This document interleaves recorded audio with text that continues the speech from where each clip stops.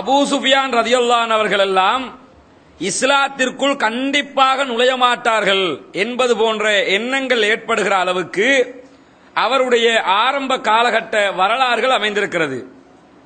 ஆனால் இஸ்லாத்துக்கே உள்ள ஒரு தனி சிறப்பு என்னவென்று சொன்னால், யாரெல்லாம் இந்த இஸ்லாமிய மார்க்கத்தை கடுமையாக எதிர்க்கிறார்களோ, யாரெல்லாம் இந்த இஸ்லாமிய மார்க்கத்தை ஒரு குறிக்கோளோடு எதிர்க்க வேண்டும் என்று முனைப்பு காட்டுகிறார்களோ, அவர்களெல்லாம் பெரும்பாலும் தன்னுடைய வாழ்க்கையின் இறுதி கட்டத்துக்குள் இந்த இஸ்லாத்தின் வலையில் வீழ்ந்து முஸ்லிம்களாக மாறிய வரலாறுகள் நிறையவே காண கிடைக்கிறது.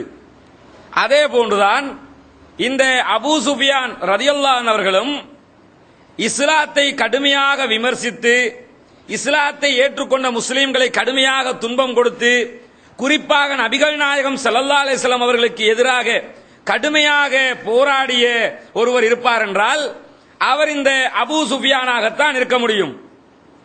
உத்துபா, ஷைபா, அபூ ஜஹல், அபூ சுஃபியான், இது போன்ற பட்டியல், அபூ லஹப், இந்த இஸ்லாத்தினுடைய மிகப்பெரிய எதிரிகளுடைய பட்டியலை எடுத்து பார்த்தால் அந்த பட்டியலில் ஒரு இடம் இந்த அபூ சுஃபியான் அவர்களுக்கும் ஆரம்ப கட்டத்திலே வழங்கப்பட்டது.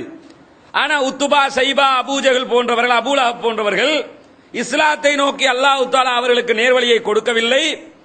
அதற்கு பிறகு இந்த அபூ சுஃபியான் ரலியல்லாஹு அன்ஹு இஸ்லாத்தை நோக்கி வந்து விட்டார்கள்.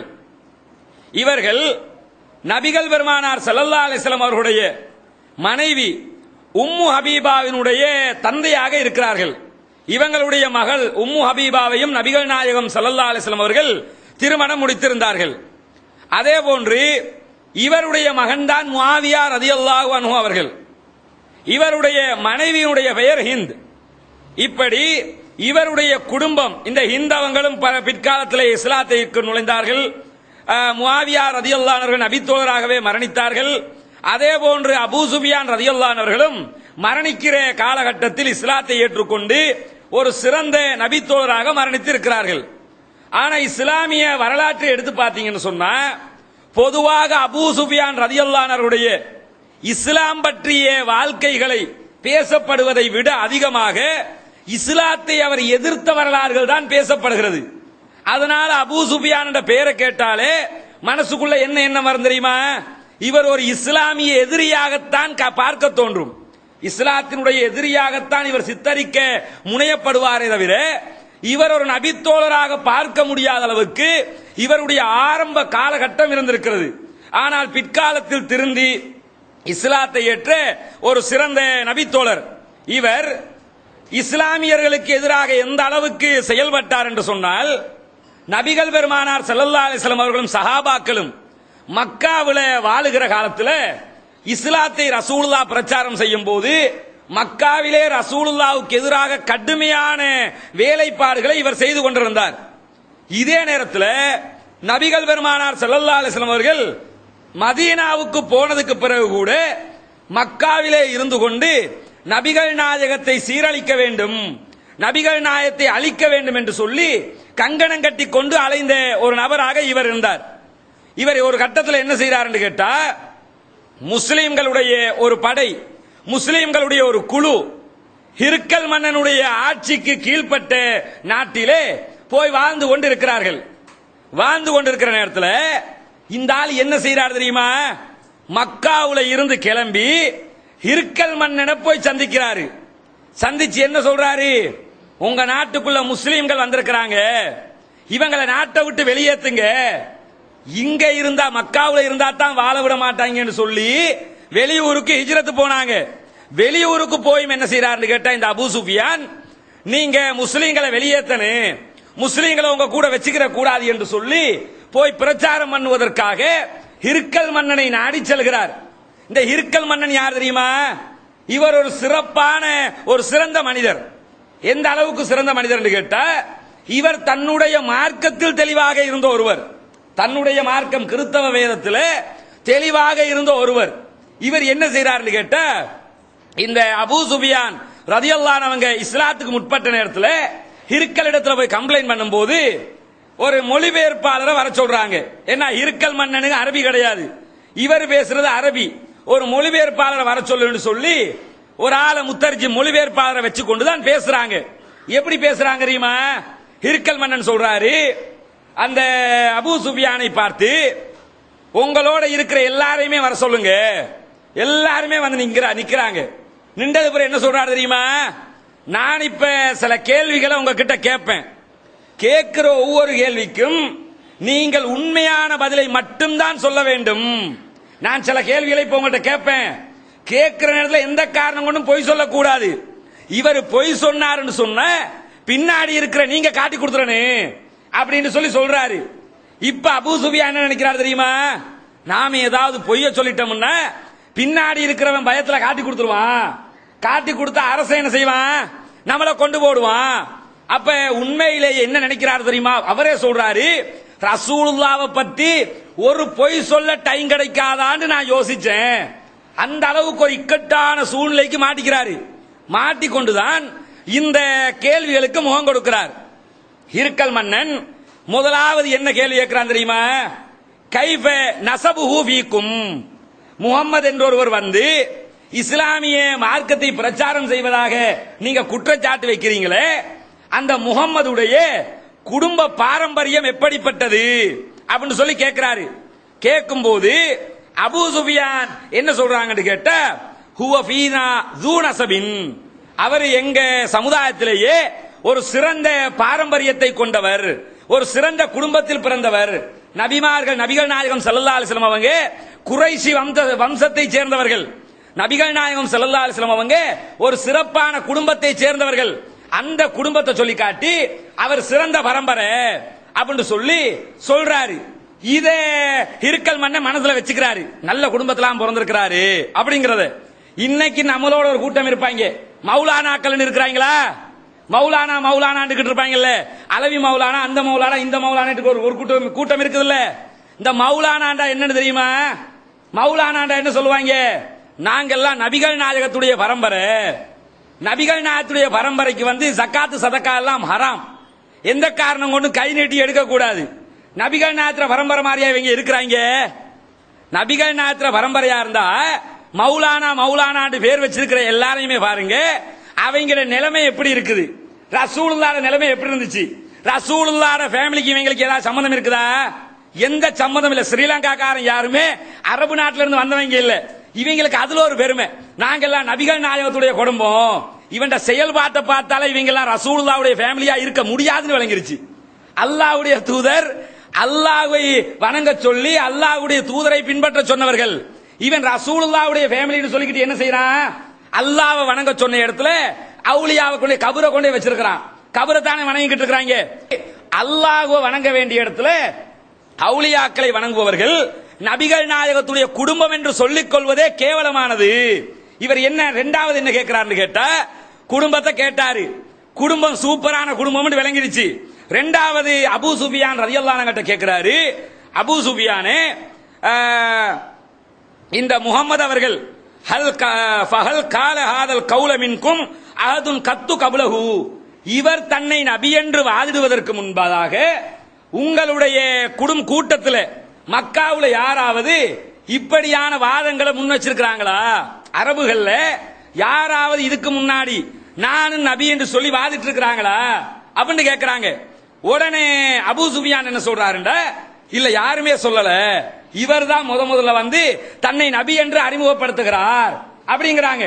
இந்த பதிலையும் மனசுல அபூ சுஃபியான் வச்சுக்கிறார். ஒவ்வொரு கேள்வியா ஞாபகத்துல வச்சுக்கிறீங்க, பின்னாடி அவர் சொல்லும் போது விளங்கும்.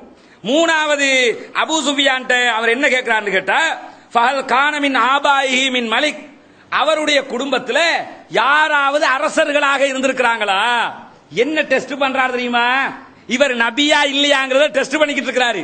அதுக்கு தான் கேட்கிறாரு, அவருடைய குடும்பத்தில் யாராவது அரசர்களாக ஜனாதிபதிகளாக இருந்திருக்கிறார்களா? சொல்லும் போது அபூ சுஃபியான் சொல்றாரு, இல்ல யாருமே இருக்கல, மக்காக்காரர் தானே, அதனால தெளிவா தெரியும், யாருமே அவரோட ஃபேமிலியில யாருமே அரசர்கள் இல்ல அப்படின்னு சொல்லிடுறாரு.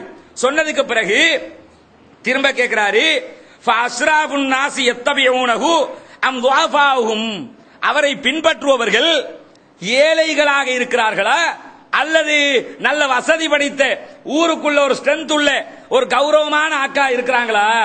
இவரை பின்பற்றுத மக்கள் எப்படிப்பட்டவங்க? ஏழை பால பின்பற்றிக்கிட்டு இருக்கிறாங்களா அல்லது எல்லா பணக்காரனுமா அல்லது பெரிய பெரிய கோடீஸ்வரனுங்க அல்லது ஊருக்குள்ள கௌரவம் உள்ளவங்க இவங்க பின்பற்றுதாங்களா அப்படின்னு கேட்கும்போது அபூ சுஃபியான் என்ன சொல்றாங்கன்னு கேட்டா பல் துஅஃபாஹும், அவரை பின்பற்றுபவர்கள் ஏழைகளாக முடியாதவர்களாக கஷ்டப்பட்டவர்களாகத்தான் இருக்கிறார்கள், பணக்காரங்க நிறைய பேர் அவரை பின்பற்றல அப்படிங்கிறாங்க. அதையும் மனசுக்குள்ள வச்சுக்கிறாரு. திருப்பி என்ன கேட்கிறாருன்னு கேட்டா அடுத்த கேள்வியா கேட்கிறாரு, அயஸீதுன அம் யன்குஸூன், அவர்கள் அதிகரிக்கிறார்களா குறைகிறார்களா? முகமதுடைய பேச்சை கேட்டு மக்கள் அவருக்கு கூட்டம் பெருகுதா அல்லது குறைஞ்சுக்கிட்டு போகுதா அப்படின்னு கேட்கிறாங்க. கேட்கும் போது இவர் என்ன சொல்றாருன்னு கேட்டா பல் யஸீதுன், இல்ல நிறைய கூடிக்கிட்டே வர்றாங்க, அதனாலதான் இவ்வளவு தூரம் தேடி வந்திருக்கிறாரு. கூடிக்கிட்டு வந்ததுனாலதான் இருக்கல்கிட்ட வந்து போட்டு கொடுக்கிற அளவுக்கு பயம் வந்திருக்குது, இல்ல கூடிக்கிட்டு தான் இருக்கிறாங்க அப்படின்னு பதில சொல்றாரு. சொன்னதுக்கு பிறகு அவர் கேட்கிறாரு, அவருடைய முகம்மதுடைய கருத்துக்களை ஏற்றுக்கொண்ட யாராவது, முஸ்லிமாக மாறிய யாராவது முகம்மதுடைய கருத்து தவறானது பொய்யானது என்று சொல்லி இஸ்லாத்தை விட்டு வெளியே போயிருக்கிறார்களா, காபிராக மாறி இருக்கிறார்களா அப்படின்னு கேட்கிறாரு. கேட்கும் போது அவர் என்ன சொல்றாரு, இல்ல அப்படி யாருமே போகல, இஸ்லாமிய மார்க்கத்துக்குள்ள சிறப்பம்சமே அதுதான். என்ன சிறப்பம்சம்?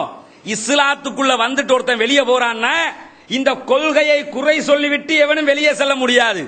இன்றைக்கு கூட இஸ்லாத்துக்கு வெளியிலே, கொள்கைக்கு வெளியிலே இருக்கிற அத்தனை அசத்தியவாதிகளையும் பார்த்தீங்கன்னா அத்தனை பேரும் நம்ம கொள்கை தப்புன்னு வெளியில நிக்க மாட்டான். உள்ளத்தால சொல்ல முடியுமா இந்த கொள்கை தப்புன்னு? யாரோடையாவது கொண்ட கோபம் குரோதத்தினால நம்மளை எதிர்ப்பானே தவிர உண்மையான கொள்கையை எதிர்க்க முடியுமா? எதிர்க்க முடியாது. ஹாமித் பக்ரி இஸ்லாமிய ஏகத்துவ தமிழுலக வரலாற்றில் அத்தனை பெரும்பாலான மக்களால் அறியப்பட்ட ஒரு சிறப்புமிக்க பேச்சாளராக தமிழ்நாடு தௌஹீத் ஜமாத்தில் இருந்தார். தமிழ்நாட்டிலையும் இலங்கையிலையும் இவர் தெரியாதவர்கள் இப்ப இருக்கிற சின்ன சின்ன பிள்ளைகளுக்கு தெரியாம இருக்குமே தவிர முதியவர்கள் யாருக்கும் ஹாமித் பக்ரியை தெரியாமல் இருக்காது. அந்த அளவுக்கு இந்த ஏகத்துவ கொள்கைக்காக பாடுபட்ட ஒருவர். எந்த அளவுக்கு பாடுபட்டார்? சகோதர பிஜி அவங்க எத்தனை விவாதங்களை கலந்து கொண்டாங்களோ அத்தனை விவாதங்களிலும் அவரோடு கூட இருப்பார். இலங்கையிலே திகாரியிலே தரீகாவுக்கு எதிராக சிறப்பான சில பிரச்சாரங்களை அவர் மேற்கொண்டார், இலங்கைக்கு அழைத்து வரப்பட்டு. இப்படி இலங்கையின் கபரு வணக்கத்தை துடை தெரிவதற்கு கூட அவருடைய பங்களிப்புகள் நிறையவே கொண்டு வரப்பட்டிருக்கிறது. அப்படிப்பட்ட ஹாமித் பக்ரி இன்னைக்கு எங்க இருக்கிறார் தெரியுமா? காயல்பட்டணம் தர்காவினுடைய ட்ரஸ்டியா இருக்கிறாரு. ஹாமித் பக்ரி எந்த தர்கா கூடாது எந்த தரீகா கூடாது என்று சொல்லி தௌஹீதுக்குள்ள வந்தாரோ அவர் இன்றைக்கு என்ன செய்யறாரு? யா அல்லாஹ், தௌஹீத் ஜமாத் என்ற வழிகட்ட அமைப்பிலே இருந்தேன், எனக்கு நேர்வழி காட்டி விட்டாய், இன்றுதான் எனக்கு நேர்வழி கிடைத்திருக்குது என்று சொல்லி திரும்ப இருந்த மாதிரியே வந்த மாதிரியே ரிட்டர்ன் போய் தர்காவிலே கையேந்தி கொண்டு பழைய அனாச்சாரத்தை செய்யக்கூடியவராக இருக்கிறார். இவரால நான் இருந்த கொள்கை இன்ன அடிப்படையில் வழிகேடுன்னு சொல்லி நிறுவ முடியுமா? மறுமை நாள் வரைக்கும் நிறுவையலாது. ஏன் நிறுவையலாது? அவர் இந்த கொள்கையை குறை சொல்லிவிட்டு செல்லவில்லை, பிஜேயை குறை சொல்லிவிட்டு வெளியே போனார். போனதுக்கான காரணம் என்ன? கொள்கையை குறை சொல்லிட்டு போகல, பிஜே குறை சொல்லிட்டு போனாரு. அவர் பிஜே தான் அப்ப கொள்கையா நினைச்சிருக்காரு தவிர இந்த கொள்கையை மார்க்கமாக நினைக்கவில்லை. கொள்கைக்காக வாழ்பவன் கடைசி வரைக்கும் கொள்கையில் இருப்பான். பிஜேக்காக இந்த கொள்கைக்கு வந்தவன் கடைசி வரைக்கும் இருக்கவே மாட்டான், தொலைஞ்சு போயிடுவான். இந்த கொள்கைக்காக வரணும்னா கொள்கை உண்மைன்னு நினைச்சு இந்த கொள்கைக்குள்ள நுழையணுமே தவிர பிஜே சொன்னால் சரியாக இருக்கும், பிஜே சொல்றதுனால தான் உண்மை, பிஜே சொல்றதுனால தான் நாங்க வர்றோம் என்று சொல்லி பிஜேக்காக யாராவது இந்த கொள்கைக்குள் நுழைந்தால் அவர்கள் வரலாற்றில் கண்டிப்பாக இருந்தது கிடையாது, இருக்கவும் மாட்டாங்க. இஸ்லாமிய வரலாற்றில் ஒரு அறிஞருக்காக இஸ்லாத்துக்குள் நுழைந்தவர்கள் யாரும் இருந்ததில்லை. அதுக்கு ஹாமித் பக்ரி கண்கூடான ஒரு ஆதாரம். அதே போல பாக்கர் சொல்லி ஒருத்தர் இருந்தார், ஒரு ஜோக்கரை கூட வச்சுக்கிட்டு இருந்தாங்க. அந்த பாக்கர் வெளியே போன நேரத்தில் வெளியே போறதுக்கு முதல் நாள் நடந்த டிஸ்கஷன் வீடியோ நீங்க பார்த்திருப்பீங்க. அதுல சித்திக் என்று சொல்லி ஒருத்தன் பேசுவாரு, ஆரம்ப கால தௌஹீத் ஜமாத்துடைய ஒரு முக்கியஸ்தராக இருந்தார். அந்த ஆள் என்ன சொல்லுவான் தெரியுமா? இந்த ஜமாத்தை விட்டு நான் போனேன்னா கண்டிப்பாக வழிகட்டு போயிருவேன், இந்த ஜமாத்து தான் நேர்வழின்னு எனக்கு தெரியும் சொன்னான். சொல்லி 2வது நாள் இந்த ஜமாத்தை விட்டு வெளியேற்றப்பட்டான், வெளியே போயிட்டான். அவனை போக முன்னாடியே ஸ்டேட்மெண்ட் கொடுத்துட்டு போயிட்டான். அல்லாஹ் எப்படி ஆக்குறான்? சீக்கிரமாய் பழித்த சித்திக்கின் வாக்குறுதி என்று சொல்லி ஷம்சுல்லுஹா அடிக்கடி சொல்லுவார். எதுக்கு சொல்லுவாரு? இந்த கொள்கையை குறை சொல்லிட்டு யாரும் போக முடியாது. அதைத்தான் அவர் கேட்கிறாரு. இந்த கொள்கை பிடிக்கவில்லை என்று சொல்லி முகம்மதை விட்டு யாராவது வெளியே போயிருக்கிறார்களா? இல்ல, யாருமே போனதில்லை. ரசூலுல்லாஹ் காலத்துல சில பேர் முர்த்ததா போனாங்க, கொள்கை தப்புன்னு போகல, வேற வேற காரணங்களுக்காக தான் போனாங்க. உண்மையிலே கொள்கை தப்புன்னு போயிருந்தா அபூ சுஃபியான் இந்த இடத்துல ஆமா போயிருக்காங்கன்னு சொல்லிருப்பாரா இல்லையா? சொல்லாதுல இருந்து என்ன விளங்குது? ஒருத்தர் கூட இந்த கொள்கையை குறை சொல்லி வெளியே போகவில்லை. அதுக்கு பிறகு என்ன கேட்கிறாருன்னு கேட்டா, அவரு பொய் சொல்லி நீங்க பார்த்திருக்கிறீங்களா? முகமது நபி அவங்க பொய் சொல்லி நீங்க பார்த்திருக்கிறீங்களா? அவர் பொய் சொல்லுவாரா அப்படின்னு கேட்கிறாங்க. கேட்டதோட இவர் என்ன சொல்றாரு? இல்ல, அவரு எந்த காலத்திலையும் பொய் சொன்னதில்ல. பொய் சொன்னேன்னு சொல்ல ஏழுமா அந்த வாயால? அல்லாமீன் பட்டம் கொடுத்தது யாரு? முஸ்லிம்களா? ரசூலுல்லாஹ்வுக்கு நம்பிக்கையாளர், உண்மையாளர் என்ற பெரிய பெரிய பட்டங்களை எல்லாம் கொடுத்தது யாரு? அந்த மக்கா காவிர்கள் தான் ரசூலுல்லாஹ் பார்த்து நீங்க சித்திக் உண்மையாளர், நீங்கள் அமீன் நம்பிக்கைக்குரியவர், இது எல்லாம் சொன்னதே அவங்க தான். இன்னைக்கு பொய்யர் என்று சொல்ல இயலுமா? சொல்ல இயலாது. அதையும் கேட்டு மனசுல வச்சுக்கிட்டு கேட்கிறாரு, அவர் யாரையாவது ஏமாத்தி இருக்கிறாரா? இல்ல, அவர் யாரையுமே ஏமாத்தினது இல்ல. எப்படி ஒவ்வொரு கேள்வியா நுணுக்கமா திரும்ப திரும்ப கேட்கிறாரு. இல்ல, யாரையுமே அவர் ஏமாத்தினது இல்ல அப்படின்னு சொல்லிட்டு பிறகு கேட்கிறாரு, அவரோட நீங்க யுத்தம் பண்ணி இருக்கிறீங்களா? நல்லா யோசிச்சு பாருங்க. இதே கேள்வியே தஜ்ஜால் கேட்பான். தஜ்ஜால் கேட்டான இல்ல, தஜ்ஜாலுடைய செய்தி பார்த்தோம்ல, தஜ்ஜால் இதே மாதிரி ஒரு கேள்வியை கேட்டான். என்ன கேள்வியை கேட்டான்? நீங்கள் அரபுகள் இவரோடு யுத்தம் செய்திருக்கிறார்களா அப்படின்னு கேட்பான். அதுக்கு என்ன பதில் சொல்லப்படும்? ஆமா, யுத்தம் பண்ணி இருக்கிறாங்க. தஜ்ஜால் என்ன சொல்லுவான்? யுத்தம் செய்யாமல் முகம்மதுக்கு கட்டுப்படுவதுதான் அவர்களுக்கு சிறந்தது அப்படின்னு தஜ்ஜாலே ஸ்டேட்மெண்ட் கொடுத்த வரலாறுகளை பார்த்தோம். அதே மாதிரி இந்த இடத்துல இருக்கல் மன்னன் என்ன கேட்கிறாருன்னு கேட்டா, நீங்கள் அவரோடு யுத்தம் செய்திருக்கிறீர்களா? ஆமா, யுத்தம் பண்ணி இருக்கிறோம்.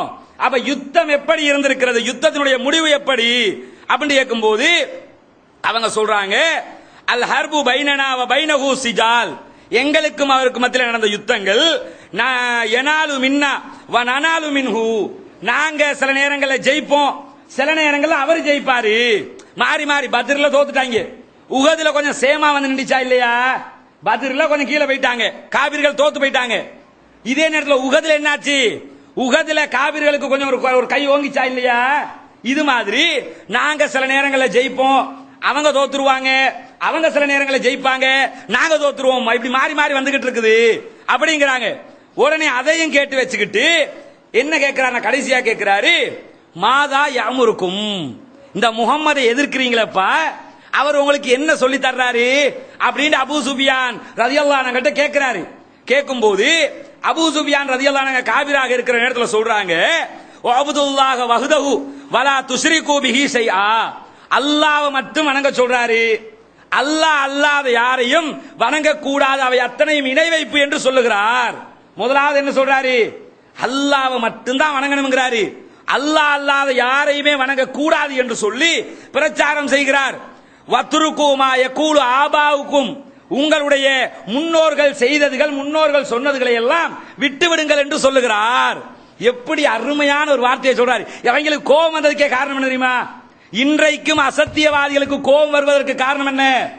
அல்லாஹ்வை வணங்க சொல்றது, சொல்லுங்கிற வணங்க சொல்றோம்ல, அல்லாஹ்வை வணங்குங்கிறது அவங்களுக்கு பிரச்சனை அல்ல, ரசூலுல்லாஹ்வை பின்பற்றுங்கிறது பிரச்சனை அல்ல, உன முன்னோர்கள் செஞ்சதை செய்யாதுன்னு சொல்றோம்ல, அதுதான் பிரச்சனை. என்ன பிரச்சனை? அல்லாஹ்வை பின்பற்றுங்கன்னா ஓகே, அல்லாஹ் சொன்னதை கேட்போன்றுவாங்க, முகமது சொன்னதை பின்பற்றுங்கன்னா ஓகே அதையும் பின்பற்றுதோன்றுவாங்க. உன்ட உம்மா அப்பா செஞ்சதெல்லாம் தப்பு, கத்தம் வாத்தியா கந்தூரி அந்த விதியத்து ஒண்ணும் இல்ல, அதுகளை எல்லாம் விட்டு போடுங்க, சிறுக்கு செய்யாதீங்க, மந்திரிக்காதீங்க, பேய ஓட்டாதீங்கன்னு சொல்லி சொன்ன அப்பதான் கோபம் வருகிறது. அப்ப என்ன அர்த்தம்? ரசூலுல்லாஹ்வுடைய பிரச்சாரத்துல முக்கியமான பிரச்சாரம் என்ன?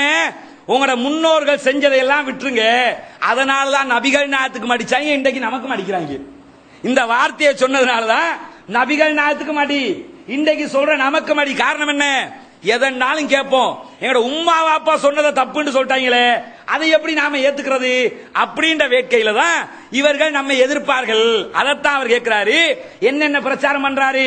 அல்லாஹ்வை வணங்க சொல்றாரு, அவன் அல்லாத யாரையும் வணங்க வேண்டாம் என்கிறார், சிறுக்கு செய்ய வேண்டாம் என்கிறார் என்று சொல்லிட்டு உங்களுடைய மூதாதையர்கள் செய்ததை எல்லாம் விட்டு விடுங்கள். இப்ராஹிம் நபி பிரச்சாரம் பண்ணுவார்ல, இப்ராஹிம் நபி பிரச்சாரம் பண்ணக்கலையும் என்ன வந்து கேட்பாங்க? இப்ராஹிமே நாங்க எல்லாம் காபிரு, நாங்க எல்லாம் வழிகேடுன்னு சொன்ன, அப்ப எங்க உம்மா வாப்பா பாட்டன் பூட்டன் முப்பாட்டன் எல்லாம் என்ன? மூசா நபி பிரச்சாரம் பண்ணுவாங்க. மூசா நபிட்டே வந்து என்ன கேட்பாங்க, நாங்க எல்லாம் வழிகேடுன்னா எங்க உம்மா வாப்பா பூட்டேன் பாட்டேன் முப்பாட்டேன் அவங்க எல்லாம் வழிகேடுதானா அப்படின்னு கேட்பாங்க. இந்த நேரத்தில் மூசா நபி சொன்ன பதிலும் இப்ராஹிம் நபி சொன்ன பதிலும் கொஞ்சம் டிஃபரெண்ட். மூசா நபி கோபக்காரரா இருந்தாலும் என்ன பதில் சொல்லுவார் தெரியுமா? அதை பற்றிய அறிவு என்னுடைய ரப்பிடத்தில் இருக்குது. அவங்க எல்லாம் முஸ்லிமா காவிர, உம்மா வாப்பாக்கு தீர்ப்பு சொல்ல நான் வரல, உனக்கு தீர்ப்பு சொல்ல தான் வந்திருக்கிறேன். நீ வழிகட்டு போனா நீ காபிர் தான், நரகம் தான். உங்க உம்மா வாப்பா எல்லாம் அல்லாஹ் பாத்துக்கிடுவான் அப்படின்ட்டாங்க. இப்ராஹிம் நபிட்ட வந்து கேட்பாங்களா? இப்ராஹிம் நபி என்ன செய்வாரு? எல்லாத்தையும் கேட்டு திருப்பி என்ன சொன்னாருன்னா, லகது குந்தும் அன்தும் வ ஆபாவுக்கும் ஃபீ ضلالின் முபீன்.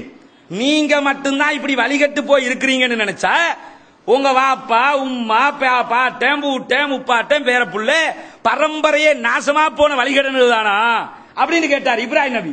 இப்ராஹிம் நபியுடைய பதில் வேற, மூசா நபியுடைய பதில் வேற. ஆனா என்ன கவனிக்கணும், கேள்வி ஒன்றா இல்லையா?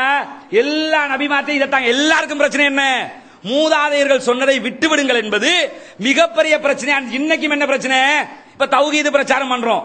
தௌஹீதுக்குள்ளே ஒரு கூட்டம் வந்து என்ன செய்வாங்க, நாம ஒரு கருத்தை சொன்ன, நீங்க இன்றைக்கு சொல்றீங்களே இதுக்கு முன்னாடி இதை யாராவது சொல்லி இருக்கிறாங்களா? என்ன கேள்வி? இன்னைக்கு சொல்லுவோம் ஒரு கருத்தை, இதுக்கு முன்னாடி யாராவது இதை சொல்லி இருக்கிறாங்களா? இதுக்கு முன்னாடி யாருமே சொல்லாம ஒன்ற சொன்ன அசத்தியம் என்று அர்த்தமாப்ப.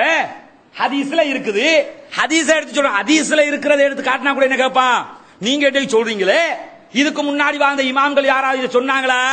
இமாம்கள் சொல்லாட்டி என்னப்பா, நாம சொல்றோம் ஹதீஸ்ல இருக்குது, நீ எடுத்துக்கிற வேண்டியதானே.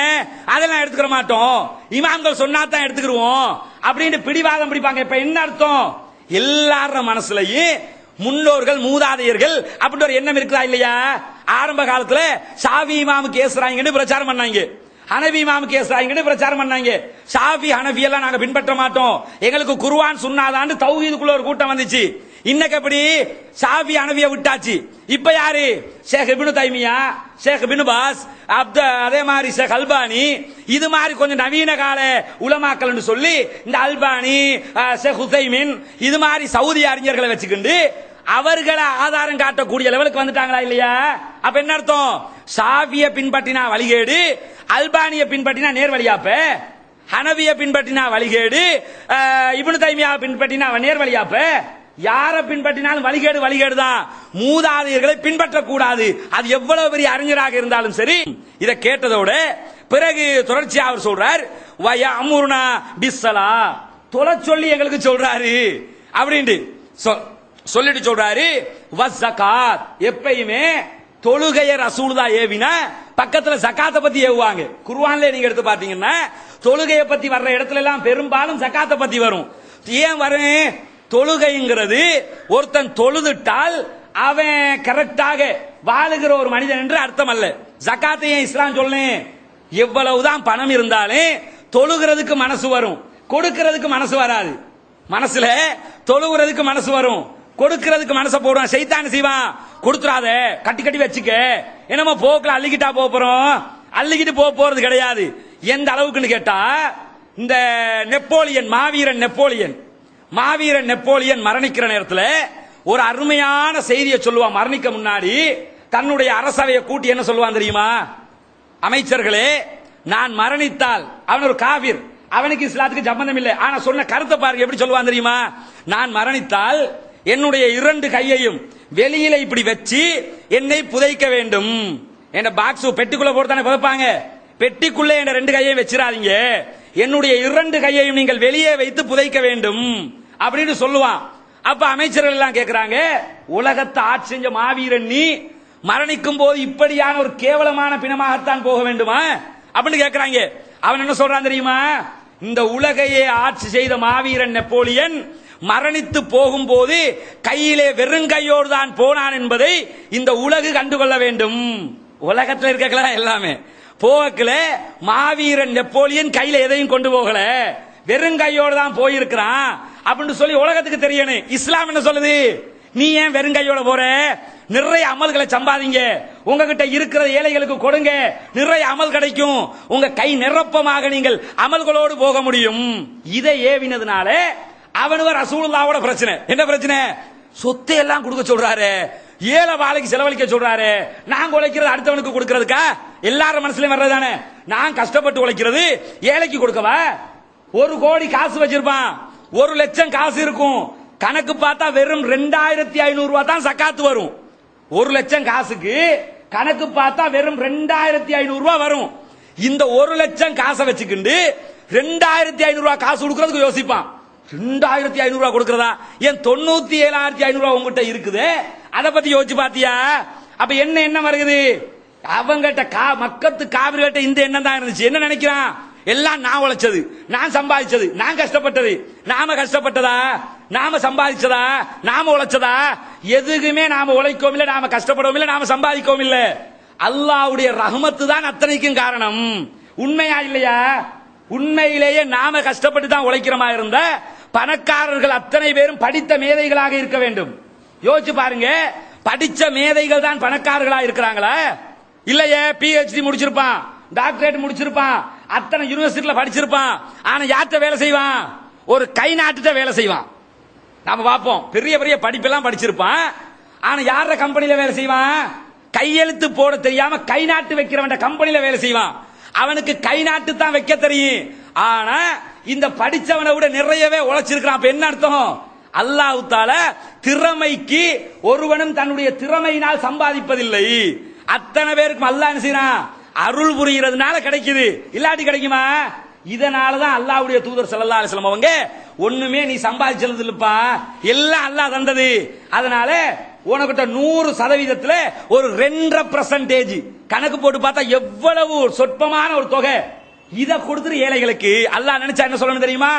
97.5 நீ மக்களுக்கு கொடுத்துட்டு 2.5 நீ எடுத்திருக்கேன்னு சொல்லிருக்கேன்னு. அப்படி சொன்னா கூட பிரச்சனையா? பிழையாது இல்லையே, எல்லாம் அவன் தர்றது தானே. அவ்வளவு தந்துட்டு அல்லாஹ் என்ன சொல்றான்னு கேட்டா 97.5 நீங்க எடுத்துக்கிறீங்க, 2.5 ஏழைகளுக்கு கொடுங்கங்கறான். கொடுக்கறமா? கொடுத்திருந்தா இன்னைக்கும் பிச்சை எடுப்பவர்கள் இருப்பார்களா? கஷ்டப்படுபவர்கள் இருப்பார்களா? இல்லை, நாம கொடுக்கவில்லை. ஆனா இத கொடுக்க சொன்னதுனால அல்லாஹ்வுடைய தூதர் ஸல்லல்லாஹு அலைஹி வஸல்லம் அவர்கள் எதிர்க்கப்பட்டிருக்கிறார்கள். எதிர்க்கப்பட்டதோட திரும்ப தொடர்ச்சியா சொல்றாரு, வஸ்ஸிதிக், அதே போன்று உண்மை பேச சொல்லுகிறார். உண்மையை பேச சொல்லி பொய் பேசாதீங்க, பொய் சொல்லி வியாபாரம் பண்ணாதீங்க, பொய் சொல்லி எதையும் செய்யாதீங்கன்னு சொல்லி பொய் பேச வேண்டாம் என்று உண்மை பேச சொல்லுகிறார் அப்படின்னு சொல்லிட்டு குடும்ப உறவுகளோடு ஒண்டி அந்நியோன்யமாக நடக்க சொல்லுகிறார். என்ன மக்கா காபிர்கள் குடும்பத்தோட ஒட்டி நடப்பானுங்களா?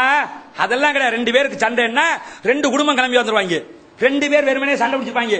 2 ஃபேமிலிக்கு மத்தியில யுத்தம் தான் நடக்கும். ஏன் யுத்தம் நடக்கும்? அதுதான் அவங்களோட ஒற்றுமை. அல்லாஹ்வுடைய தூதர் என்ன சொன்னாரு? ஏன் சண்டை பிடிக்கிறீங்க?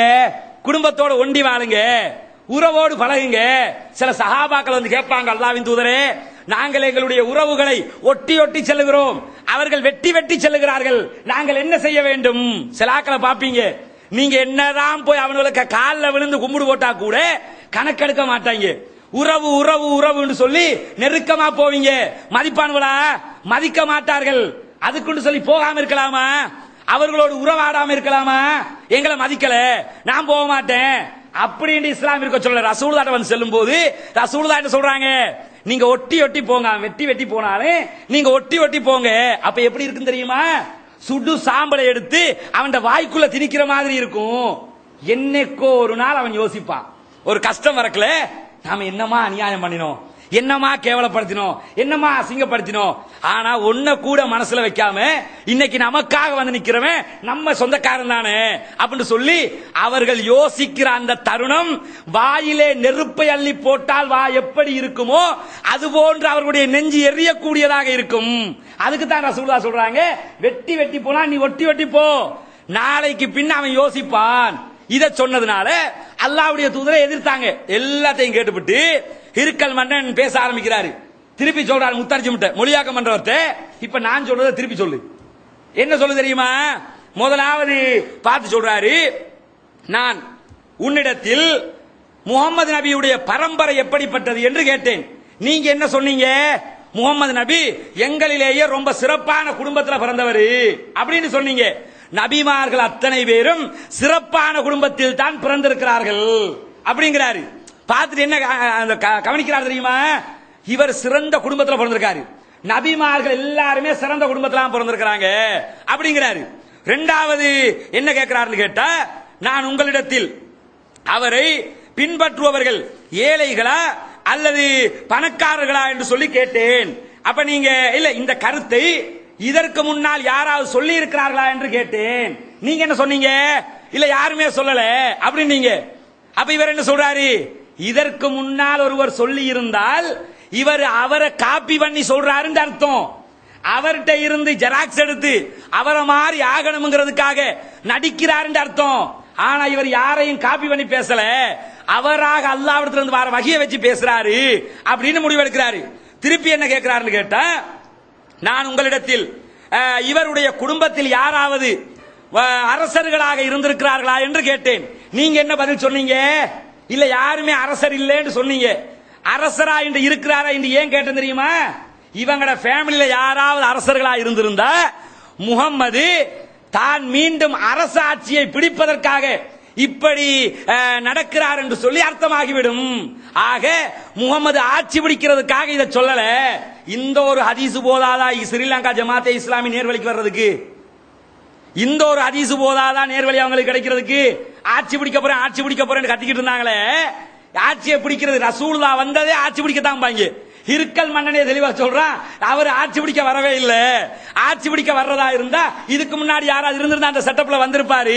ஹிர்கல் மன்னனுக்கு தெரிஞ்சது, இங்க இருக்கிற அப்துல் அக்பருக்கும் அகார் முகமதுக்கும் தெரியலையே. அதான் கவலையா இருக்கு. இந்த ஹதீஸ் போதாது அவங்களுக்கு. கேட்டதுக்கு பிறகு திரும்ப என்ன கேட்கிறாருன்னு கேட்டா, ஃபஸ்ராபுன் நாஸ் கேட்டார்ல, அவரை பின்பற்றுபவர்கள் ரொம்ப பணக்காரர்கள் கண்ணியமிக்கவர்கள் இப்படி ஆக்கள் பின்பற்றுதாங்களா இல்ல ஏழை வாழை பின்பற்றுதாங்களான்னு கேட்டாரு. இவர் என்ன சொன்னாரு? ஏழை வாழைகள் தான் பின்பற்றுகிறார்கள் என்று சொன்னார். இதை சொல்லி காட்டி சொல்றாரு, நான் உங்கள்கிட்ட இப்படி கேட்டேன், நீங்க ஏழை வாழைகள் தான் பின்பற்றுவதாக சொன்னீர்கள். பொதுவாகவே நபிமார்களை ஏழை வாழைகள், அதை கஷ்டப்படக்கூடிய மக்கள் தான் பின்பற்றுவார்கள். கொஞ்சம் பேர் தான் பணக்காரர்கள், கொஞ்சம் பேர் தான் படித்த மக்கள், கொஞ்சம் பேர் தான் பெரிய பெரிய அந்தஸ்துல உள்ளவங்க பின்பற்றுவாங்க. சத்தியமே அப்படித்தானே. சத்தியத்தை பாத்தீங்கன்னா, ஒரு வயல்ல வரப்பு வெட்டுத ஏழை விவசாயி இந்த ஏகத்துவ கொள்கையில் உறுதியானவனாக இருப்பான். ஆனா மிகப்பெரிய படிச்ச அறிவாளிகள், இந்த நாட்டின் மேதைகளாக மதிக்கப்படுபவர்கள் 1 நம்பர் வழிகேடனாக இருப்பான். பாக்குறோம்ல, ஒரு ஏழை விவசாயி எடுத்துக்கிட்டீங்கன்னா அல்லாஹ்வை தொழுது அல்லாஹ்க்காக வாழ்ந்து அல்லாஹ்க்காகவே அர்ப்பணிப்பான். நம்ம நாட்டில் மிகப்பெரிய படிச்ச அறிவாளி யாரையாவது எடுத்தா உயர் நீதிமன்ற நீதியரசர் எடுக்கணும். இப்ப யாருன்னு பேர் ஞாபகத்துல இல்ல. முன்னாடி சிராணி இருந்தாங்கல்ல, இது மாதிரி உயர் நீதிமன்றத்தில் யார் இருப்பாங்களோ நீதி அரசரா, அவங்க தான் ஒரு நாட்டில் மிகப்பெரிய படிச்சவங்க அர்த்தங்க. கடைசி தீர்ப்பு அவதானே சொல்லுவா. அதனால அந்த கடைசி தீர்ப்பு சொல்ற இடத்துல இருக்கிறதுனால மிகப்பெரிய அறிவாளி என்று நாடே மதிக்கும். அந்த அறிவாளி சட்டக்கலையை கரைச்சு குடிச்சு எல்லா சட்டத்தையும் படிச்சு அற்புதமா தீர்ப்பு சொல்லுவாங்க. வெளியே வந்து ஒன்னும் விளங்காத கல்ல கும்பிட்டு போறாங்களா இல்லையா? அப்ப என்ன விளங்குது?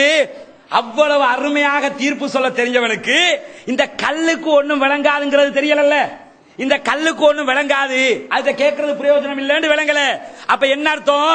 படித்தவர்கள் அவர்கள் நேர்வழிக்கு வருவதை விட படிக்காத மக்கள், அடித்தட்டு மக்கள் சீக்கிரமாக இந்த சத்தியத்துக்குள் நுழைந்து விடுவார்கள். நாமளும் நினைப்போம் படிச்ச மக்களுக்கு செய்தி போகணும், படிச்ச மக்களுக்கு செய்தி போகணும் நினைப்போம். படிச்ச மக்களுக்கு செய்தி போக வேண்டும் என்பதில் மாற்று கருத்தில்லை. ஆனால் நீங்கள் 1000 படித்தவர்களுக்கு சத்தியத்தை சொல்லும் போது அதிலே 100 பேர் சத்தியத்திற்கு வருகிறார்கள் என்றால் 1000 பொதுமக்களுக்கு சத்தியத்தை சொன்னால் அதிலே 900 பேர் இன்ஷா அல்லாஹ் சத்தியத்துக்குள் வருவார்கள். காரணம் என்ன? சத்தியத்தில் நிறைய ஏழை வாழை கஷ்டப்பட்ட படிக்காத அடித்தட்டு மக்கள் தான் இணைவார்கள் என்பது ஹதீஸிலே இருக்கிறது. இதை கேட்டதோட இவர் என்ன சொல்றாரு தெரியுமா? உண்மைதான், நபிமார்களுக்கு பின்னாடி இப்படிப்பட்ட ஆக்கத்தான் வந்திருக்கிறாங்க அப்படிங்கிறாரு. திருப்பி அடுத்து என்ன கேட்கிறாருன்னு கேட்டா, அவர்கள் அதிகரிக்கிறார்களா குறைகிறார்களா என்று நான் கேட்டேன். நீங்க என்ன சொன்னீங்க?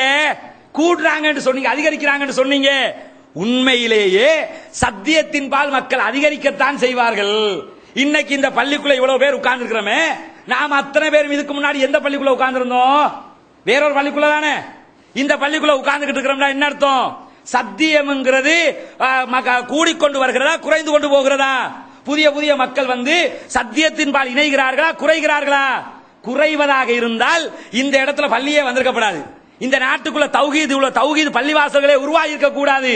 ஆனா எத்தனை தௌஹீது பள்ளிவாசல்கள், இவ்வளவு பள்ளிவாசல்கள் உருவாகி இருக்குது. அப்ப சத்தியம் வளருதுன்னு தானே அர்த்தம். அதைத்தான் சொல்றாரு, சத்தியம்னாலே அதிகரிக்க கூடியதாகத்தான் இருக்கும் அப்படின்னு சொல்லிட்டு, நான் உங்களிடத்தில் கேட்டேன், முகம்மதுடைய மார்க்கத்தை ஏற்றுக்கொண்டதற்கு பிறகு யாராவது முகம்மதை விட்டு சென்றிருக்கிறார்களா என்று கேட்டேன். நீங்க என்ன சொன்னீங்க? யாருமே போகலண்டீங்க. இந்த சத்திய கொள்கையை ஏற்றுக்கொண்டதன் பின்னால் எவனும் இந்த கொள்கையை விட்டு போக மாட்டான். யார் சொல்றா தெரியுமா? ஹெர்குலிஸ், ஹிர்கல் மன்னன் சொல்லுகிறார். சொன்னதுக்கு பிறகு திருப்பி என்ன கேட்கிறார் சொல்றாரு கேட்டா, அதே போல நான் இவர் பொய் சொல்லி இருக்கிறாரா என்று கேட்டேன். நீங்கள் என்ன சொன்னீர்கள்? பொய்யே சொன்னதில்லை என்று சொன்னீங்க. பொதுமக்களிடத்தில் பொய் சொல்ல பயப்படுபவர் அல்லாஹ்வுடைய விஷயத்தில் கண்டிப்பாக பொய் சொல்ல மாட்டார். எப்படி முடிவெடுக்கிறாரு? பொதுமக்கள்கிட்ட இவர் பொய் சொன்னதில்லை, அல்லாஹ்வுடைய விஷயத்துல பொய் சொல்லுவாரா? அப்ப முகமது சொல்வது உண்மை அப்படின்னு முடிவுக்கு வர்றாரு. திருப்பி என்ன கேட்கிறான்னு கேட்டா, இவர் ஏமாத்திருக்கிறாரான்னு கேட்டேன். நீங்க என்ன சொன்னீங்க? ஏமாத்தலன்னு சொன்னீங்க. உண்மையிலேயே நபிமார்கள் யாரையும் ஏமாற்ற மாட்டார்கள் அப்படிங்கிறாங்க. திருப்பி என்ன கேட்கிறான்னு கேட்டா, உங்களுக்கு மத்தியிலே யுத்தம் நடந்திருக்கிறதா என்று கேட்டேன். ஆம், யுத்தம் நடந்திருக்கிறது என்று சொன்னீர்கள். யுத்தத்தின் முடிவு என்ன என்று கேட்டேன். மாறி மாறி வந்திருக்கிறது என்று சொன்னீர்கள். அப்படித்தான் வளமையாக இருக்கும் அப்படிங்கிறாங்க. நான் கடைசியில் என்ன கேட்கிறான்னு கேட்டா, அவர் என்ன பிரச்சாரம் செய்கிறார் என்று சொல்லி நான் உங்களிடத்தில் கேட்டேன். நீங்கள் அந்த நபி செய்கிற பிரச்சாரமாக அல்லாஹ்வை வணங்க சொல்லுகிறார், அவருக்கு இணை வைக்க வேண்டாம் என்று சொல்லுகிறார், சகாத்து தான தர்மங்களை கொடுக்க சொல்லுகிறார், தொழ சொல்லுகிறார், உறவினர்களோடு இணைந்து வாழ சொல்லுகிறார், மூதாதையர்களை பின்பற்ற வேண்டாம் என்று சொல்லுகிறார் என்றெல்லாம் அவர் சொல்லுகிற பிரச்சாரங்களை எல்லாம் சொன்னீர்கள் என்று சொல்லிட்டு என்ன சொல்றார் தெரியுமா? ஃபைன் கானமா தகூலு ஹக்கன், உண்மையிலேயே நீங்க சொல்ற அத்தனையும் உண்மையாக இருந்தால், இப்ப நான் கேட்ட கேள்விக்கு நீங்க சொன்ன பதில் எல்லாமே உண்மையாக இருந்தால் என்ன நடக்கும் தெரியுமா என்று சொல்லிவிட்டு அந்த ஹிர்கல் மன்னர் சொல்லுகிறார், இந்த என்னுடைய கால் பாதத்துக்கு கீழால் இருக்கக்கூடிய இந்த பகுதிகளை கண்டிப்பாக முகம்மது ஆட்சி செய்வார். என்ன சொல்றாரு? நீங்க சொல்றதா உண்மையா இருந்தா நான் ஆட்சி செய்கிற இந்த நிலப்பரப்பு முகம்மதுடைய ஆட்சிக்கு கீழால் வரும். குலிபத்தி ரூம், அல்லாஹ் குர்ஆன்ல சொல்றான், ரோம் வெற்றி கொள்ளப்பட்டு விட்டது சொல்றானா இல்லையா? ஹிர்கல் மன்னனுடைய ஆட்சிக்கு கீழாக இருந்த அத்தனை பகுதிகளும் இஸ்லாத்தினுடைய கூடாரங்களாக மாறியது. அல்லாஹ்வே வாக்குறுதி தருகிறான். அப்படிப்பட்ட வார்த்தையை இவர் என்ன சொல்றாரு? நீ சொன்னது அபூ சுஃபியானே, நீங்க சொன்னது உண்மைன்னா கண்டிப்பாக முகம்மது இந்த இடத்தை கைப்பற்றுவார், ஏன் ஆட்சி அவருடைய கீழே போகும் அப்படின்னு சொல்லி காட்டிவிட்டு சொல்கிறார், வலவ் குந்து இந்தஹு லகஸல்து அன் கதமிஹி, நான் மாத்திரம் அவருக்கு அருகாமையில் இருந்தால் அவருடைய கால்களை கழுவி விட்டு இருக்க ஆசைப்பட்டிருப்பேன். என்ன சொல்ற? இதை விட லாஸ்ட் கிடையாது. கடைசியில எல்லாத்தையும் கேட்டு சொல்றாரு, என்னுடைய இந்த ஆட்சி அதிகாரம் அத்தனையும் முகம்மதுடைய கட்டுப்பாட்டுக்கு கீழால் வரும். நான் மாத்திரம் முகம்மதுக்கு அருகாமையில் இருந்தால் வேறு எந்த வேலையும் எனக்கு தேவையில்லை, முகம்மதுடைய கால்களை கழுவி விட்டிருக்க ஆசைப்பட்டிருப்பேன். நீங்கள் என்னவென்றால் இந்த இடத்தில் வந்து முகம்மதை காட்டிக் கொடுக்க வந்திருக்கிறீர்கள். உங்களை விட கை சேதம் உள்ள எவனாவது இருப்பானா? என்ன கேட்கிறாரு? சத்தியம் கையில கிடைச்சிருக்குது, முகம்மது நபி உங்களுக்கு பக்கத்தில் இருக்கிறாரு, இந்த நபி வருவார் என்பது இவர் எதிர்பார்த்தார். ஒரு நபி வருவார், அந்த நபி உங்களில் வருவார் என்று நான் எதிர்பார்க்கவில்லை. என்ன சொல்றாரு? முகம்மது நபியாக வருவார் என்பது எனக்கு தெரியும், ஆனா உங்கள வருவாருங்கிறத நான் எதிர்பார்க்கல. உங்கள வந்தும் நீங்க அவரை பின்பற்றாம இருக்கிறீங்கன்னு சொன்ன உங்களை போன்ற கை சேதம் உள்ளவர்கள் இந்த உலகத்திலே யாரும் இருக்க மாட்டார்கள் என்று சொல்லிவிட்டு முகம்மது கொடுத்து அனுப்பிய கடிதம் எங்க, அதை தாங்க என்று கேட்கிறாரு. ரசூலுல்லாஹ் ஒரு கடிதம் கொடுத்து அனுப்புவாங்க, எடுத்து படிக்கிறாரு. நபிகள் பெருமானார் ஸல்லல்லாஹு அலைஹி வஸல்லம் அவர்கள் ஃபைதா ஃபீ அல் எழுதி இருந்தார்கள், பிஸ்மில்லாஹிர் ரஹ்மானிர் ரஹீம். பிஸ்மில்லாஹ் போட்டு 786 போடல, பிஸ்மில்லாஹ் தான் போட்டுக்கிறாங்க.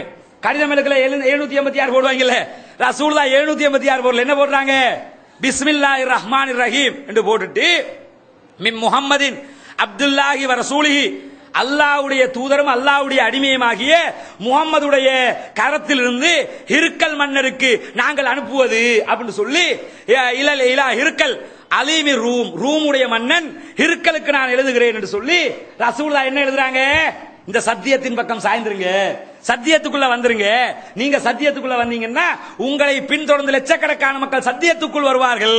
அல்லாஹ்வுடைய தூதர் ஸல்லல்லாஹு அலைஹி வஸல்லம் அவர்கள் அசால்ட்டாக ஒரு ரோம் சாம்ராஜ்யத்தின் ஜனாதிபதிக்கு அசால்ட்டா ஒரு கடிதத்தை எழுதி விட்டாங்க. நாம் எழுதுவோமா? ஒரு பேப்பர்ல பாம்பாட்டியான பாதுகாப்பு செயலாளரும் படம் எடுத்தாடும் பொதுபல சேனாவும் ஒரு கட்டுரை தான் போட்டோம். அதுக்கே 10,000 கோல் அடிச்சு கேட்கிறாங்க. இப்படி எல்லாம் எழுதாதீங்க, இப்படி எல்லாம் எழுதுனா என்ன தெரியுமா, என்ன ஆகும் தெரியுமா? அல்லாஹ்வுடைய தூதர் ரோம் சாம்ராஜ்ய மன்னனுக்கு இவ்வளவு இஸ்லாத்துக்குள்ள வாயாடு சொல்லி கடிதம் எழுதிருக்காங்க. இதை விடவா நாங்க எழுதின கட்டுரை ஆயிடுச்சு? ரோம் சாம்ராஜ்ய மன்னனை விட பெரிய ஆளா நம்ம நாட்டு ஆட்சியர் இந்த ஜனாதிபதி மஹிந்த ராஜபக்ச, ஒபாமா கூட இருக்கல் மன்னனுக்கு அருகாமை நிற்க முடியாது. அவ்வளவு பெரிய ஆட்சி பலம் கொண்ட இருக்கல் மன்னனுக்கு நீ இஸ்லாத்துக்குள்ள வா, அதுதான் உனக்கு நேர்வழி என்று எழுதியிருக்கிறார்கள். இந்த தைரியம் இலங்கையில் இருப்பவர்கள், இலங்கையில் இருக்கக்கூடிய இஸ்லாமிய இயக்கங்களுக்கு என்றைக்கு வரும்? அவர்களுக்கு இந்த தைரியம் வராத வரைக்கும் இந்த நாட்டின் ஹீரோவாக ஞானசார தான் இருக்க போகிறான். நமக்கு அத்தனை பேருக்கும் இந்த தைரியம் வராத வரைக்கும் ஹீரோ யாரு? ஞானசார தான் இருப்பான். காரணம் என்ன? ஞானசாரோட பேச்சை கேட்டு அலறி அடிக்கிறாங்க. அவன் பேச்சை கேட்டு பயப்படுறியே, பயந்து நடுங்குறீங்களே, எதுக்கு நடுங்கனே? ஒரு சகோதரர் சொல்லி இருந்தார், இந்த சிகளராவிய விவாத அழைப்பு கொடுத்திருந்தாங்க, அதுக்கு இந்த அடிச்ச கமெண்ட் எல்லாம் பாத்தீங்கன்னா அருமையாக ஒரு சகோதரர் எழுதியிருந்தார். எலிவாளை பிடிப்பதாக நினைத்து சிகளராவிய புலிவாளை பிடித்திருக்கிறது. ஏன் புலிவாளை பிடித்திருக்கிறது? அசத்தியத்தை கண்டு பயப்படுபவர்கள் இந்த ஜமாத்திலே இருக்க முடியாது, இருக்க மாட்டாங்க, இருக்க கூடாது. சத்தியவாதிகள் மாத்திரம் தான் தௌஹீத் பேச வேண்டும். உறுதியான கொள்கைவாதிகள் மட்டும்தான் தௌஹீத் பேச வேண்டும். அசத்தியவாதிக்கு பயப்படுபவர்கள் கொள்கை பேசக்கூடியவர்களாக இருக்கக்கூடாது. இருக்கல் மன்னனிடத்திலே பேசியலும்னா இங்க இருக்கிற மஹிந்த ராஜபக்ச இடத்துல பேசுறதுக்கு என்ன? சாதாரணமாக பேசிவிட்டு போகலாம். இது அபூ சுஃபியான் ரலியல்லாஹு அன்ஹு வரலாற்றில் நடந்த ஒரு முக்கியமான சம்பவம். இது மட்டுமில்ல, இவர் இஸ்லாத்துக்கு இன்னும் எந்த அளவுக்கு எதிர்பார்த்தார்னு கேட்டா, உஹது போர்க்களம், பத்ர் யுத்தத்தில் இவர் இல்ல, இவரால் தானே பத்ர் யுத்தமே நடந்துச்சு. இவர் பத்ர் யுத்தத்தில் இல்ல, உஹது யுத்தத்தில் இவர் கலந்து கொள்வார். உஹது யுத்தத்தில் ரசூலுல்லாஹி ஸல்லல்லாஹு அலைஹி வஸல்லம் அவங்க நபி தோழர்கள் 50 பேரை திரட்டி அவர்களுக்கு ஒரு தலைவரை உண்டாக்கி ஒரு மலையை காட்டி சொல்கிறார்கள், இந்த மலைக்கு மேல் நீங்கள் நின்று கொள்ள வேண்டும். நாங்கள் ஒரு கால் இந்த யுத்தத்தில் தோற்றால் எங்களை பறவைகள் வந்து கொத்தி திண்டால் கூட, எங்களுடைய பிணத்தை பறவைகள் கொத்தி திண்டால் கூட நீங்க மலையை விட்டு கீழே இறங்கக்கூடாது. நான் சொல்லுகிற வரைக்கும் மேலேயே இருக்கணும். நாங்க அல்லாஹ்வுடைய தூதர். ஒரு கமாண்டர் சொல்றாங்க, யுத்தம் எல்லாம் முடிஞ்சிருச்சு, எல்லாரும் எதிரிகள் பட்டையை ஓடி தொலைச்சிட்டாங்க. ஓடினதை நினைச்சுக்கிண்டு எல்லாருமே ஓடிட்டாங்கன்னு சொல்லி நினைச்சு இந்த 50 பேர் கொண்ட மலையில நின்ற பட கீழே இறங்கி வருகிறது. அப்ப தலைவர் சொல்றாரு, அல்லாஹ்வுடைய தூதர் நம்மை இறங்க வேண்டாம் என்று சொன்னார்கள், நீங்கள் இறங்குகிறீர்கள், இறங்காமல் இல்லைங்க பாங்கிறாரு. அவங்க என்ன சொல்றாங்க? அதான் யுத்தம் எல்லாம் முடிஞ்சிருச்சு இல்ல, கனிமத்தை பொறுக்க வேணாமா, நாங்கெல்லாம் போய் கனிமத்தை பொறுக்க போறோம்னு கீழே இறங்கி வந்தாங்க. அப்பொழுது காலித் இப்னு வலீத் ரலியல்லாஹு அன்ஹு அவர்கள் இஸ்லாமியராக இருக்கவில்லை, காபிராக இருந்தார்கள். காபிராக இருக்கும் போது கூட காலித் இப்னு வலீத் ரலியல்லாஹு அன்ஹு அவர்கள் ஒரு வீரத்தின் சிங்கமாக, புலியாகத்தான் இருந்தார்கள். அவர் என்ன செய்வார் தெரியுமா? போன போக்குல இந்த செய்தி கேள்விப்பட்டதோட அப்படியே ஓடினவர், பயந்துதான் ஓடினாரு. ஓடினவர் போன படையை திரும்ப கூட்டிக்கிண்டு பின்னால் வந்து முஸ்லீம்களை தாக்க ஆரம்பித்தார். முஸ்லீம்கள் அத்தனை பேரும் முஸ்லீம்கள் தான் முஸ்லீம்களுக்கு தாக்குகிறார்களோ என்று நினைத்து பயப்படுகிற அளவுக்கு உஹது போர்க்களத்தின் தன்மை மாறிவிடும். உஸ்மான் ரலியல்லாஹு அன்ஹு அவர்கள் உஹதிலிருந்து ஓட ஆரம்பித்தவர்கள் சுப்ஹானல்லாஹ் மதீனாவுல போய் தான் திரும்பி பார்ப்பாங்க. திரும்பி பார்க்கறேன்னா என்ன, இப்படி திரும்பி கூட பார்க்காம தான் ஓடினாங்கன்னு அர்த்தம். அவங்க மதீனாவுல போய் திரும்பி பார்ப்பாங்க, யாரோ இந்த அளவுக்கு முஸ்லிம்களுக்கு பாதிப்பு ஏற்பட்டது. என்ன காரணம்? ரசூலுல்லாஹ் சொன்ன ஒரு கட்டளை, கமாண்டராக ரசூலுல்லாஹ் இருந்து சொன்ன கட்டளையை அவர்களை ஏற்றுக்கொள்ளவில்லை, அவங்க மிஸ் பண்ணிட்டாங்க. அப்ப என்ன நடக்குதுன்னு கேட்டா, ரசூலுல்லாஹி ஸல்லல்லாஹு அலைஹி வஸல்லம் அவங்க அமர்ந்து கொண்டிருக்கிறார்கள். அடுத்த பக்கத்தில் அபூ சுஃபியான் எதிரிகளோடு நிற்கிறார். நின்று கொண்டு கேட்கிறார், ரசூலுல்லாஹ் இருக்கிறது தெரியாது, அபூபக்கர் இருக்கிறது தெரியாது, உமர் ரலியல்லாஹு அன்ஹு இருக்கிறது தெரியாது. அபூ சுஃபியான் அங்க நின்று கேட்கிறாரு முஸ்லிம்களை பார்த்து, அஃபில் கௌமி முஹம்மத், உங்களுடைய கூட்டத்திலே முகமது இருக்கிறாரா அப்படின்னு கேட்கிறாரு. இங்க யாருமே ரசூலுல்லாஹ் என்ன சொல்றாங்க, அவருக்கு யாரும் பதில் சொல்ல வேணாம் அப்படிங்கிறாங்க. திருப்பி கேட்கிறாரு, அஃபில் கௌமி முஹம்மத், உங்கள் கூட்டத்திலே முகமது இருக்கிறாரா, யாருமே பதில் சொல்ல வேணாங்கிறாங்க. திரும்பவும் கேட்கிறாரு, உங்கள் கூட்டத்திலே முகமது இருக்கிறாரா, யாருமே பதில் சொல்ல. என்ன முடிவெடுக்கிறாரு? முகமது ரசூலுல்லாஹ் கொல்லப்பட்டு விட்டார்கள், உஹது யுத்தத்துல ரசூலுல்லாஹ் ஆல் காலி அப்படின்னு நினைக்கிறாரு. நினைச்சுக்கிட்டு திரும்ப என்ன கேட்கிறாருன்னு கேட்டா, அஃபில் கௌமி இப்னு அபி குஹாஃபா, குஹாஃபாவுடைய மகன், குஹாஃபாவோட மகன் யாரு? அபூபக்கர் சித்திக் உங்களுக்கு மத்தியிலே இருக்கிறாரா? ரசூலுல்லாஹ் சொல்றாங்க பதில் சொல்லாதீங்க அப்படிங்கிறாங்க. திரும்பவும் கேட்கிறாரு இந்த அபூ சுஃபியான், உங்களுக்கு மத்தியிலே அபு குஹாஃபா இருக்கிறாரா? குஹாஃபாவுடைய மகன் அபூபக்கர் சித்திக் இருக்கிறாரா? ரசூலுல்லாஹ் பதில் சொல்ல வேணாங்கிறாங்க. மூணாவது வாட்டியும் கேட்கிறாரு, பதில் சொல்லல. இப்ப என்ன விளங்கு தெரியுமா? முதல் விக்கெட் விழுந்துடுச்சு, ரெண்டாவது விக்கெட் விழுந்துருச்சு, மூணாவது விக்கெட்டை கேட்கிறான். என்ன கேட்கிறாரு?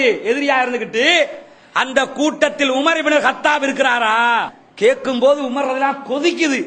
என்னடா இவன் இப்படி கேட்டுக்கிட்டு இருக்கிறானே அப்படின்னு சொல்லிட்டு திரும்பவும் ரசூலுல்லாஹ் பதில் சொல்லாதீங்கங்கறாங்க. அங்க இருந்து திரும்ப கேட்கிறான், அந்த கூட்டத்துக்குள்ள உமர் இருக்கிறாரா அப்படின்னு கேட்கிறான். கேட்கும் போது திரும்ப இங்க இருந்து ரசூலுல்லாஹ் சொல்றாங்க, யாரும் அபூ சுஃபியானுக்கு பதில் சொல்லாதீர்கள். மூன்றாவது கேட்கிறாரு, அங்க உங்களுடைய கூட்டத்தில் உமர் இப்னு கத்தாப் இருக்கிறாரா? ரசூலுல்லாஹ் யாரையும் பதில் சொல்ல வேணாம்ட்டாங்க.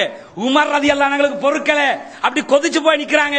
உடனே இந்த அபூ சுஃபியான் என்ன சொல்கிறார்கள் என்று கேட்டால், அந்த மக்களை பார்த்து சொல்கிறார்கள், அம்மா ஹாவுலாய் ஃபகத் குத்திலு, அவர்கள் அத்தனை பேரும் கொலை செய்யப்பட்டு விட்டார்கள் அப்படின்னு அந்த காவிர்களுக்கு மத்தியில கத்துற நேரத்தில் உடனே உமர் ரலியல்லாஹு அன்ஹு என்ன செய்றாங்க தெரியுமா?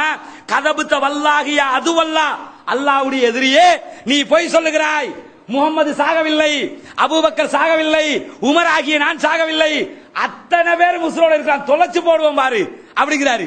ஏன் சொல்றாரு? எடுத்த எடுப்புக்கு ஆவுண்டா கத்திய தூக்குறவர் இதை பொறுத்துக்கிட்டு சும்மா இருப்பாரா?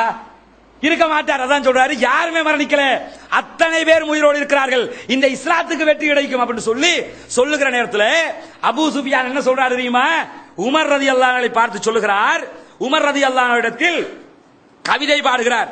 கவிதையில் என்ன சொல்லுகிறார் என்று கேட்டால், உமரே, எங்களுக்கு மத்தியிலே இன்னலனல் உஸ்ஸா, எங்களோடு உஸ்ஸா என்ற சிலை இருக்கிறது. லாத் உஸ்ஸா இருந்துச்சு, லாத்து உஸ்ஸா மனாத்து இந்த மாதிரி சிலைகள் இருந்துச்சு. இவர் ரொம்ப நேசிச்ச சிலை என்ன? ஒவ்வொருத்தனுக்கும் ஒவ்வொரு கடவுளை பிடிக்கும் இல்ல. ஒருத்தன் கிருஷ்ணன், ஒருத்தன் வள்ளி, ஒருத்தன் தேவான, பொம்பளைய கொஞ்சம் பேருக்கு பிடிக்கும், கொஞ்சம் பேருக்கு ஆம்பளை கடவுளை பிடிக்கும், கொஞ்சம் பேருக்கு குழந்தை கடவுள் கிருஷ்ணனை பிடிக்கும். கிருஷ்ணன் தெரியுமில்ல, இப்படி பிபியை வச்சுக்கிட்டு இருப்பாரு, அவருக்கு பேரு கிருஷ்ணன். கொஞ்சம் பேருக்கு குழந்தை கடவுளை பிடிக்கும், கொஞ்சம் பேருக்கு கொஞ்சம் வயசாளி பல்லெல்லாம் நீட்டமா இருந்தா கொஞ்சம் அறிவால வச்சுக்கிட்டு ஐயனார் தான் கொஞ்சம் பேருக்கு பிடிக்கும். கொஞ்சம் பேருக்கு கொஞ்சம் சாதாரணமா இருக்கிற வள்ளி தேவான இது மாதிரி ஒரு இளம் வயசு பொம்பளையில பிடிக்கும். கொஞ்சம் பேருக்கு ரொம்ப பசந்தா இருக்கிற இந்த ராமண்ட பொம்பளை யாரு, சீதா, சீதா மாதிரி கடவுளை பிடிக்கும். இது மாதிரி கொஞ்சம் ஒவ்வொருத்தன் ஒவ்வொரு போட்டோ வச்சிருக்காங்கல்ல, கொஞ்சமா நஞ்சமா 36,000 கடவுள்கள் சொல்றாங்க. இந்துக்களுக்கு கிட்டத்தட்ட 36,000 கடவுள், மண்ண கண்டா கடவுள், கல்ல கண்டா கடவுள், எல்லாத்தையும் கடவுள். அநேகமா இந்த ராக்கெட்டுகள் கூட கடவுளா மாறி இருக்கிறதுக்கு வாய்ப்பு இருக்குது. கம்ப்யூட்டரையும் கடவுள்னு சொல்றாங்களோ தெரியல. கம்ப்யூட்டர் கடவுள்னா பில் கேட்ஸ் கடவுள வாப்பாவா இருப்பாரு, அப்படித்தானே? மாறி வந்துருமோ தெரியல, அந்த அளவுக்கு கடவுள்கள். இப்படி ஆளுக்கு ஆளு ஃபேவரட் கடவுள் இருக்கிற மாதிரி இவருடைய ஃபேவரட் கடவுள் எது? இவர் ரொம்ப நேசிச்ச கடவுள் எது? உஸ்ஸா. அதைத்தான் சொல்லி காட்டுறார் அபூ சுஃபியான், இன்னலனல் உஸ்ஸா வலா உஸ்ஸா லக்கும், எங்களோடு உஸ்ஸா இருக்கிறது, உங்களோடு உஸ்ஸா இல்லை. எங்களுக்கு பக்கபலமா உஸ்ஸா இருக்குது, உங்கள்ட்ட உஸ்ஸா இருக்குதா? உஸ்ஸா இல்லை என்று சொல்லி ஒரு கிண்டல் பேச்சு பேசுகிறார். ஃபகாலன் நபியு ஸல்லல்லாஹு அலைஹி வஸல்லம் அலா துஜீபு லஹு, அப்பதான் ரசூலுல்லாஹ் கேக்குறாங்க, நீங்கள் அவருக்கு பதில் சொல்ல கூடாதா? இப்படி ஒரு கேள்வியை கேட்கிறான், பதில் சொல்லாம இருக்கிறீங்கன்னு சொன்னதோட சஹாபாக்கள் கேட்கிறார்கள், யார் ரசூலுல்லாஹ் மானா கூலு, நாங்கள் என்ன சொல்ல சொல்லும் போது, கூலு அல்லாஹு மௌலானா வலா மௌலா லகும், எங்களோடு அல்லாஹ் இருக்கிறார், உங்களோடு அல்லாஹ் இல்லை.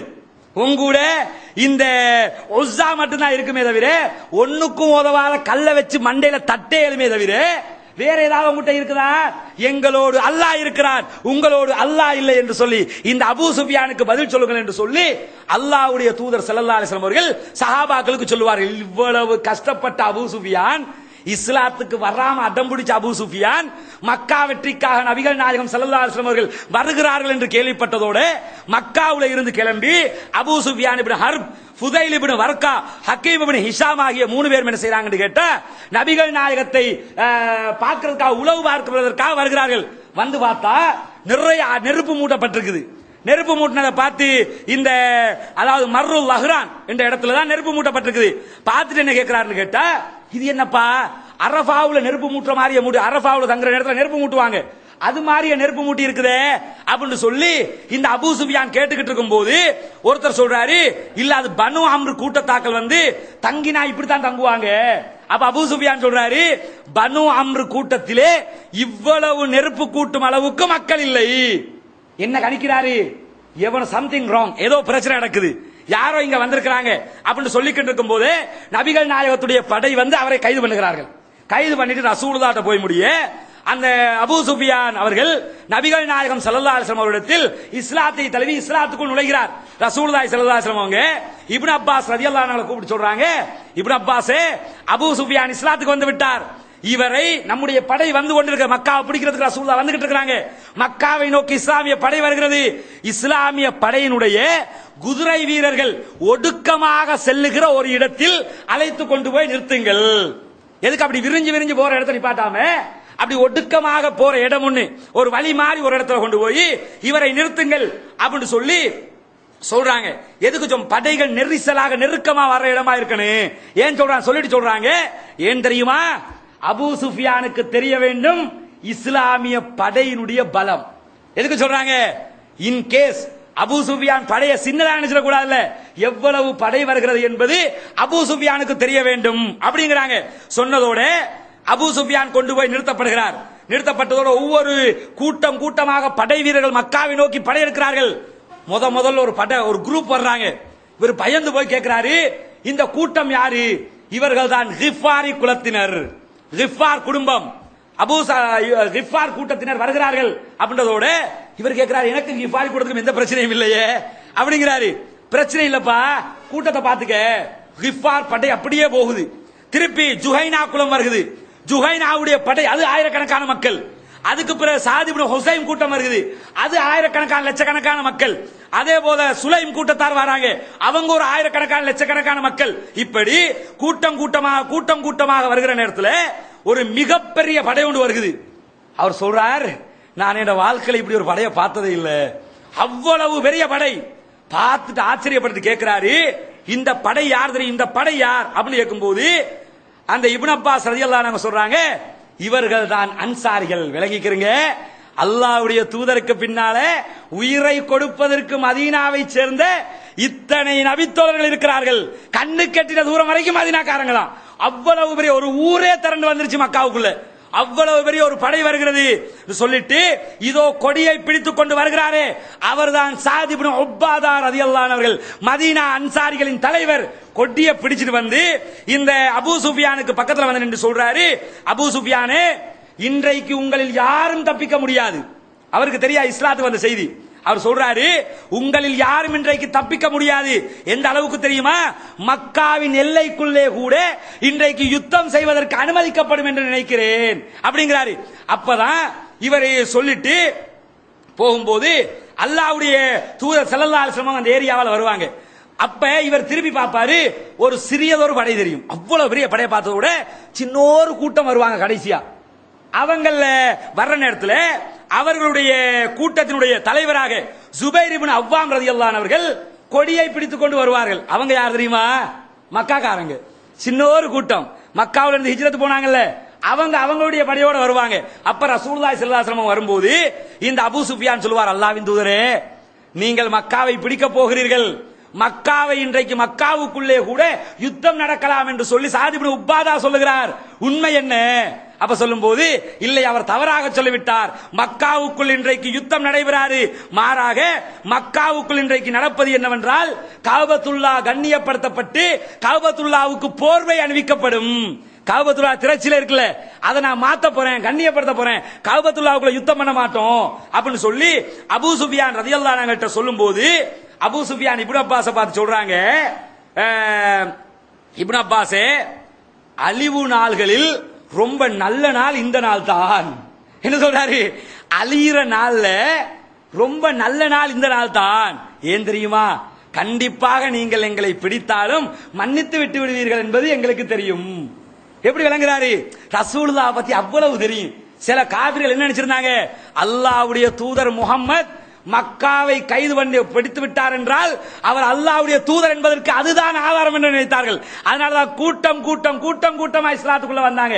இதா ஜா நஸ்ருல்லாஹி வல் ஃபத், அல்லாஹ்வுடைய வெற்றியும் உதவியும் வரும்போது வராய்தன் நாஸ யதுகுலூன ஃபீ தீனில்லாஹி அஃப்வாஜா, நீங்கள் மக்கள் கூட்டமாக இந்த மார்க்கத்துக்குள் நுழைவதை பார்ப்பீர்கள். அப்படி பார்க்கிற நேரத்தில் ஃபஸப்பிஹ் பிஹம்தி ரப்பிக வஸ்தக்ஃபிர்ஹு இன்னஹு கான தவ்வாபா.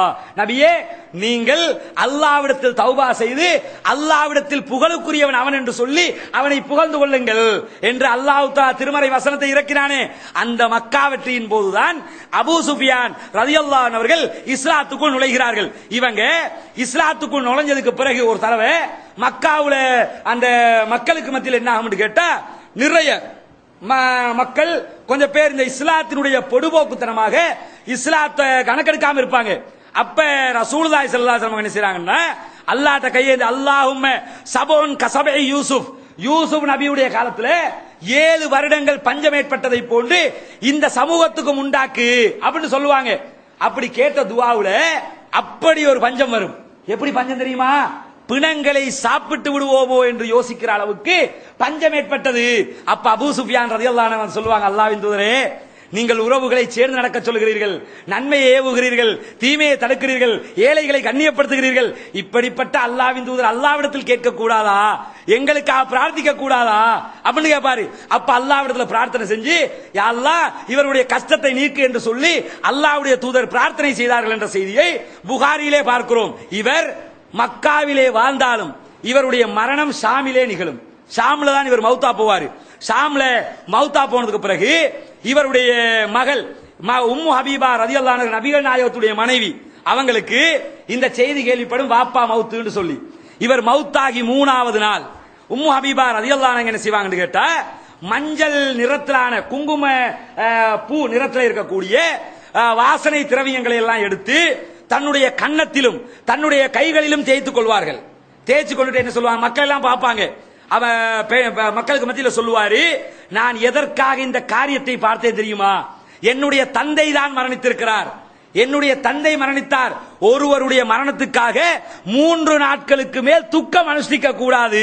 இன்னையோட 3 நாள் என் வாப்பா மௌத்தா போய் இதுக்கு பிறகு நான் கவலைப்பட மாட்டேன், கவலைப்பட்டது 3 நாள் தான் என்று சொல்லிவிட்டு சொல்லுவார்கள்.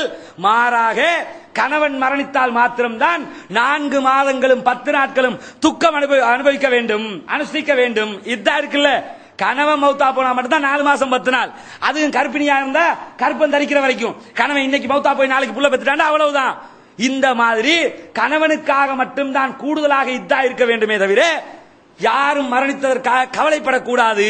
அதுக்குத்தான் நான் இப்படி செஞ்சேன்னு சொல்லி இந்த உம்மு ஹபீபா ரலியல்லாஹு அன்ஹா அவர்கள் அபூ சுஃபியானுடைய மகள் நபிகள் நாயகத்துடைய மனைவி அவர்கள் சொன்ன செய்தியை சஹீஹுல் புகாரியிலே பார்க்க கிடைக்கிறது. இப்படி இஸ்லாமிய வரலாற்றில் உண்மையில் மறக்க முடியாத அளவுக்கு இஸ்லாத்தின் மிகப்பெரிய எதிரியாக இவர்கள் இந்த மார்க்கத்திற்கு எதிரியாக இருந்திருக்கிறார்கள் அபூ சுஃபியான் ரலியல்லாஹு அன்ஹு அவர்கள். அதே நேரத்தில் மறக்க கூடாத மனிதராக முஸ்லிமாக மாறியும் இருந்திருக்கிறார்.